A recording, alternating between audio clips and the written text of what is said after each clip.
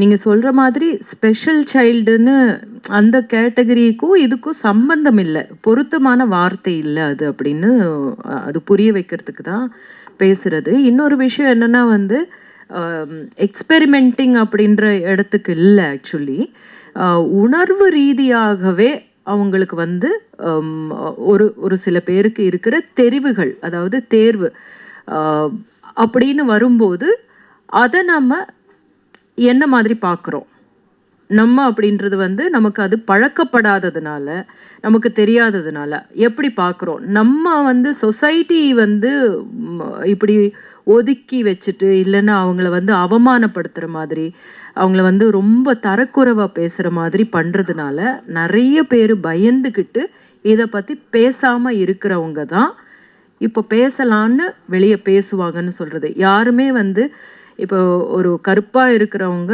கருப்பாக தான் இருக்காங்க இல்லையா, அந்த மாதிரி தான் இது. நீங்கள் எப்படி பிறந்திருக்கீங்களோ அதை நீங்கள் ஏற்றுக்கணும் அப்படின்றத பற்றி தான் பேசுகிறது தவிர, எப்படியோ பிறந்திருக்கோம் ஆனால் இதை பார்த்துட்டு மாறிடுவாங்க அப்படின்றது சரியான புரிதல் கிடையாது அப்படின்னு சொல்கிறதுக்கு தான் நான் சொன்னேன். டைரக்ட் சார், அதுதான் டைரக்ட் சார். இந்த பாட்டு வரி வந்து காதல் என்பது பொருளும் வந்து பால்தான ரோஜாக்கள் ராஜா சார் உள்ளது, எங்கேயாவது உள்ள வருதா? பெர்மிஷன் வாங்கி பயன்படுத்திருக்கீங்களா? ரீமிக்ஸ் மாதிரி ஏதாவது வருதா? ப்ரமோவில் மட்டும்தான் இருக்குது, படத்தில் அந்த பாட்டு யூஸ் பண்ணல. ப்ரமோக்கு பர்மிஷன் கொடுத்தாங்க.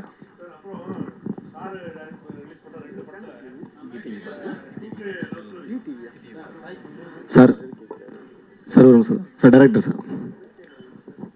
சார் ஆக்சுவலாக இப்போது நம்ம இந்த விஷயங்கள் வந்து ஃபேமிலியிலேருந்து ஃபஸ்ட்டு ஆரம்பிக்கணும். இங்கே இங்கே ஐயா ஃபேமிலியில் இருந்தால் ஃபஸ்ட்டு நம்ம இந்த விஷயத்த கொண்டு வரணும் அப்படின்னு நீங்கள் எப்படி ரைட் பண்ண ஆரம்பிச்சிங்க? ஏன்னா அது ரொம்ப சிக்கலான ஒரு விஷயம், அதை குறித்து சொல்லுவாங்க. அதே மாதிரி வந்து இப்போ இருக்க யங் ஜென்ரேஷன் மேக்ஸிமம் வந்து இந்த விஷயங்களை வந்து மேக்ஸிமம் ஏற்றுக்கிறாங்க.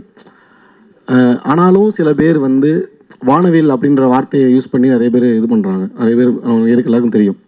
ஸோ இதை வந்து இன்னும் நம்ம எப்படி ஹேண்டில் பண்ணலாம், கொஞ்சம் எப்படி ஜென்ரலைஸ் பண்ணலாம் அப்படின்ற மாதிரி இதெல்லாம் படத்தில் எதுவும் இருக்குங்களா? அடுத்து இந்த படத்தில் என்ன இருக்குன்றது படத்தை பார்த்ததுக்கப்புறம் நம்ம பேசலாம். பட் நீங்கள் கேட்ட கொஸ்டினுக்கான பதில் வந்து 2-3 கொஸ்டின் கேட்டீங்க. ஃபர்ஸ்ட் கொஸ்டின் வாட்டி சொல்லுங்கள். ஓகே. நான் எப்படி பார்க்குறேன்னா, இந்த சமூகம் இல்லை இந்த நேஷன் இல்லை வேர்ல்டு நம்ம போகிறதுக்கு முன்னாடி நான் அப்படின்ற ஒரு ஐடென்டிட்டி இருக்குது. அந்த ஐடென்டிட்டி ஃபஸ்ட்டு க்ரியேட் ஆகிறது நம்ம ஃபேமிலி இதுதான் இல்லையா? ஸோ நமக்கு ஒரு அங்கீகாரம் அப்படின்றது முதல்ல ஃபேமிலியிலேருந்து தான் கிடைக்கணும்.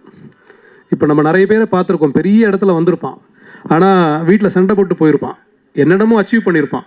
இருந்தாலும் என்னோட அப்பா என்னை ஒத்துக்கலை, அம்மா என்னை ஒத்துக்கலை அப்படின்ற ஃபீலிங் இருக்கும். நிறைய பேரை நான் பார்த்துருக்கேன், ரொம்ப சாதிச்சிருப்பாங்க, ஆனால் மனசுக்குள்ளே எப்போவுமே அந்த வேதனையோடு இருப்பாங்க.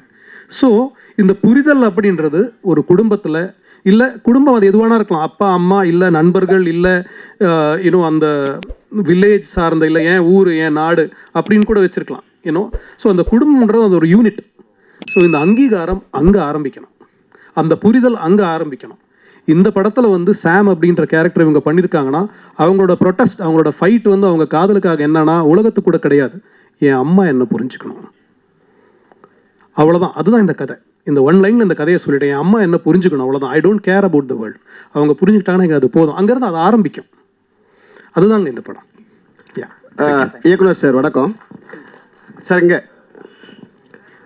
சமீபத்திய படங்கள் பார்த்தீங்கன்னா, இப்போ லெஸ்பியன் ஊக்குவிக்கிற மாதிரியும், இப்போது லாஸ்ட்டாக கூட ஒரு படத்தோட ட்ரெய்லரில் பேசியிருந்தாங்க, பெண்கள் எங்கே வேணாலும் போகலாம், யார் கூட வேணாலும் சுற்றலாம் அப்படின்ற மாதிரியும் ஒரு கதைகள் அமைஞ்சு ஒரு படம் பேட் கேர்ள்னு வரப்போகுது.